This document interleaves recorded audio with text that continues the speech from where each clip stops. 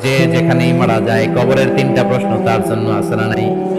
ইসলাম বিরোধীদের জন্য প্রশ্ন তিনটা, আপনারা যারা মুমিন তাদের জন্য চারটা, আপনাদের জন্য একটা বেশি। আলহামদুলিল্লাহ। কোন কবরে এসে প্রথম প্রশ্ন করবে, মুনকার নাকির যখন চলে আসবে 40 কদম, যখন আত্মীয় স্বজনরা লাশটাকে কবরের মধ্যে দিয়ে 40 কদম চলে যায়, তখনই ফেরেশতা চলে আসে। শেষ, সব শেষ। এসেই পরীক্ষা শুরু। মার রব্বুক, তোর রবের নাম কি? চিল্লায় বলেন, আমাদের রবের নাম কি? আমরা বলবো রব্বি আল্লাহ, আল্লাহ আমারে রব। দমে দমে তনু মনে তারি অনুভব। পড়েন, আল্লাহ আমারে রব।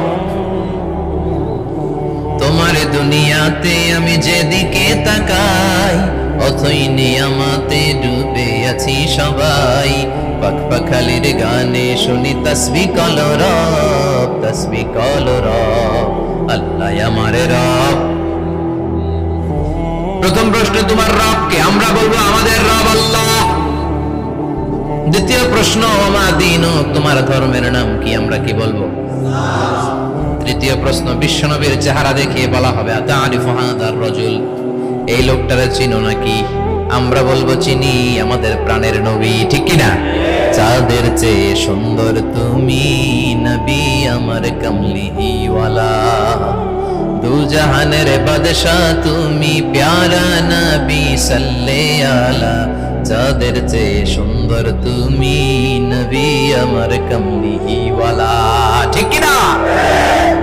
তিনটা প্রশ্নের যথাযথ উত্তর যখন দিয়ে দিলেন, আপনার জন্য অতিরিক্ত আরেকটা প্রশ্ন করা হবে, ওয়ামা ইলমুক, তোমার নলেজ কি?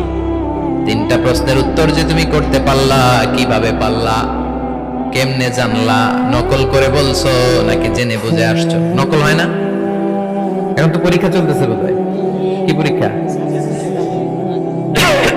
এসএসসি পরীক্ষা।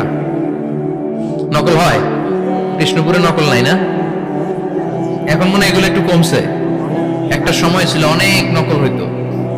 পাঞ্জাবের ভিতরে নকল, পকেটে নকল, টুপির ভিতরে নকল, মৌজার ভিতরেও নকল।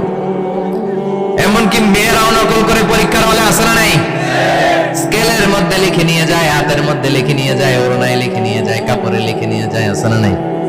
ফেরেশতারা বলবে নকল করছো নাকি? কেমনে জানলা? তিনটা প্রশ্নের উত্তর তুমি কেমনে বললা? আল্লাহ তোমার রব, ইসলাম তোমার ধর্ম, এই লোকটা বিশ্বনবী, কেমনে চিনলা? আপনাকে তখন বলতে হবে আমি কোরআন থেকে শিখেছি, আমি হাদিস থেকে শিখেছি, আমি ইসলাম জেনে বুঝে মেনেছি, আমি আন্দাজে কোথাও ঘুরি নাই। চিল্লা এখন ঠিক কিনা? আপনাকে বলতে হবে, এজন্য শিখতে হবে, প্রতিনিয়ত ইসলাম সম্পর্কে জানতে হবে, আখের গোছাতে হবে, জীবনটাকে আলোকিত করতে হবে। চিল্লায় বলেন ঠিক কিনা? চারটা প্রশ্নই যখন হয়ে গেল, ফেরেশতারা বলবে আহলান ওয়া সাহলান ওয়া মারহাবান বিক, খোশামদেদ, কংগ্রাচুলেশন, খোশামদেদ, কংগ্রাচুলেশন, সব প্রশ্নের উত্তর তুমি পেরেছো। ফায়ুফসাহু লাহু কবরুহু 70 যিরান, আপনার কবরটারে 70 হাত লম্বা করে দেয়া হবে। ওয়া ইফতাহু লাহু বাবুন ইলাল জান্নাহ, আপনার কবর থেকে জান্নাতের দিকে দরজা খুলে দেয়া হবে।